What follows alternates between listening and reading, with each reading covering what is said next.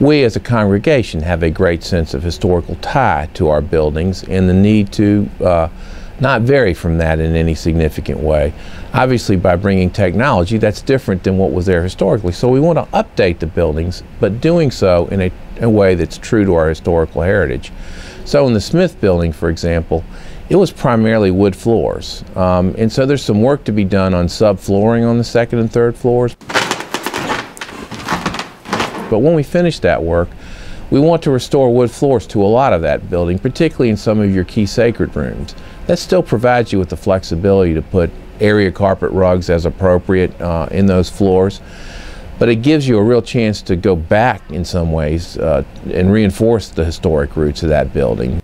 The Smith building is a good place to talk about our window structures. Our windows are energy inefficient right now. A lot of the hardware doesn't work properly.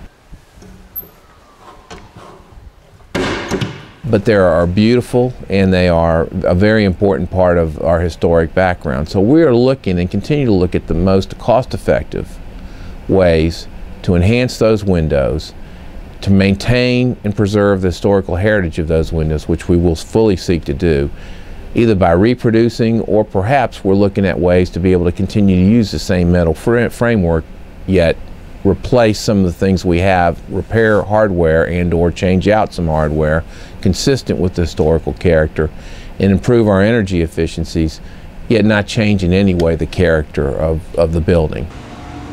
I think in the highlights of the first floor you'll have a welcome center, and we hope to move our library area to the first floor so that we can bring truly a congregating place back. The library in our church serves as a place of, throughout the week and on Sunday, as a place of great fellowship, coming together. It's a ministry. It's really what it is.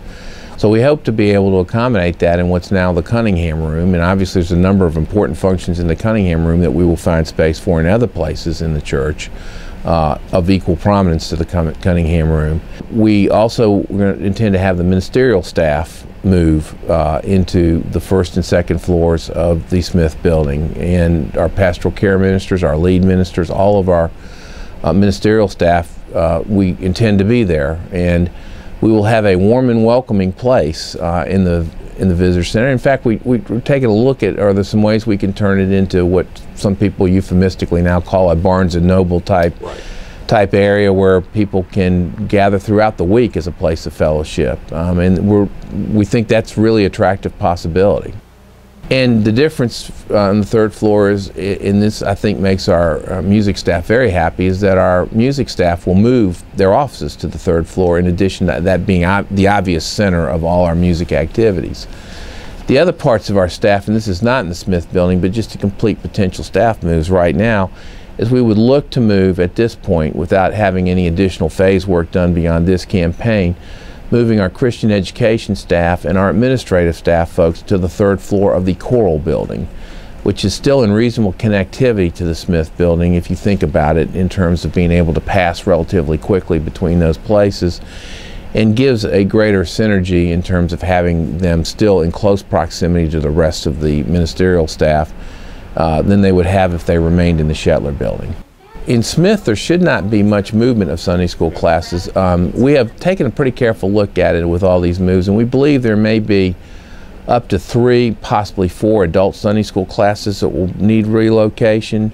That would be the maximum. And we have places that we are looking at and designating. Keep in mind, the Shetler building will now become available for Sunday school class area, and certainly part of what we will be putting into the Shetler building as it frees space will be areas to use for our outreach ministry, areas to use for our Christian education ministry. It will be a place that will be repurposed, but it should be no less active in terms of the good things of our ministry that are going on.